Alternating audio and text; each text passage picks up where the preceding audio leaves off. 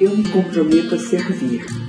Desde já renuncio a qualquer poder e estou a serviço de tudo que é fruto da verdade, da luz e da transcendência.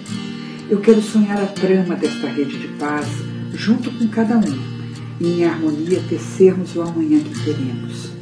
Não me apegarei a qualquer certeza para não ter nada a defender. Dentro de tudo só existe amor. Abro e entrego aqui meu coração para unir os fios preciosos que cada um representa. Como tecelã, não sou a que realiza, serei a estrada em que caminham os realizadores.